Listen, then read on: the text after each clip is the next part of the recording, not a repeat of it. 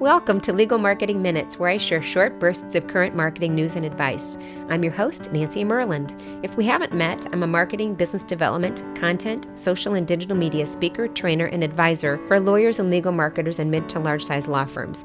Your time is valuable, so let's get started, okay? Well, welcome back to my Client Service Tips series. In the last 2 weeks, I've produced tips 1 and 2, and today is tip number 3, and that is to create a plan for action. And you already know that every lawyer should be involved in the creation of at least 2 plans. I mean, you might have a firm, business, or marketing plan. You might have an industry group or a team plan. And then you create one of the most important, your individual marketing or business development plan.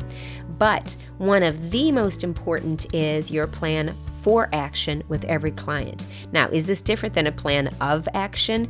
It might end up being the same, but I like the wording because it makes a statement that you intend to take action. And I think that's important. It's important in your mind, and it's important in your client's mind. So let's talk about how to create that plan for action.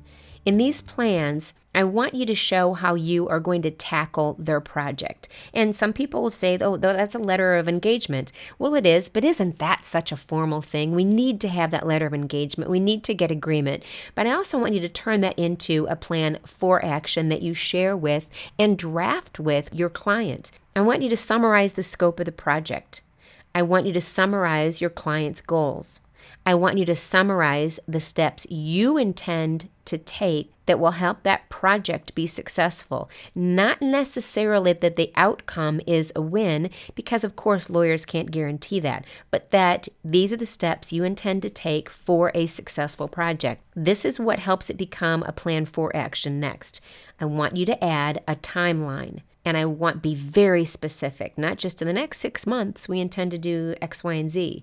I want you to give very specific timelines, dates. And then the next is I want you to include responsible parties. Who's going to take care of each step? Is it you? Is it the client? Is it both of you together during a meeting? Is it someone else in that company? Is it all of you together in a meeting? Then I want you to share it with them. It's a draft at that point. And I want you to get agreement on it. I want them to be able to work on it too. Come to agreement early in your relationship on this project. The next step is I want you to meet regularly to review it, and I want you to put that step in the plan. Part of that timeline, part of those goals is that you are going to meet every X number of weeks or X number of months to actually talk about that plan for action to see how things are going and review it. Again, put that on paper, put it with a timeline and a date. And some might include a portion or all of this in their letter of engagement, but I want you to do both. I want you to set the tone.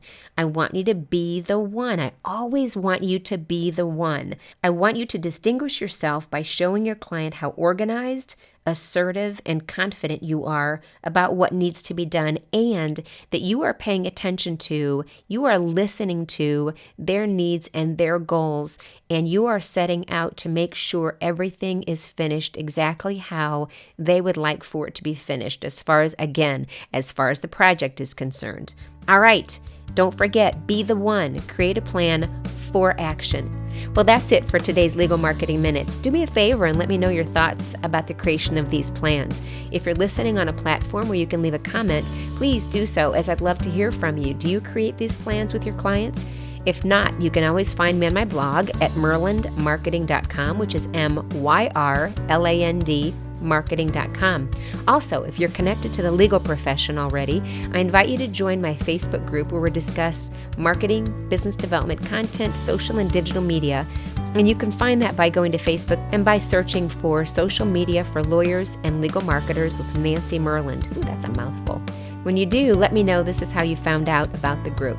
Well, thanks so much for spending a few legal marketing minutes with me. I know your time is valuable, so I appreciate you spending some time here with me. Until next time, I'm Nancy Myrland. Take care.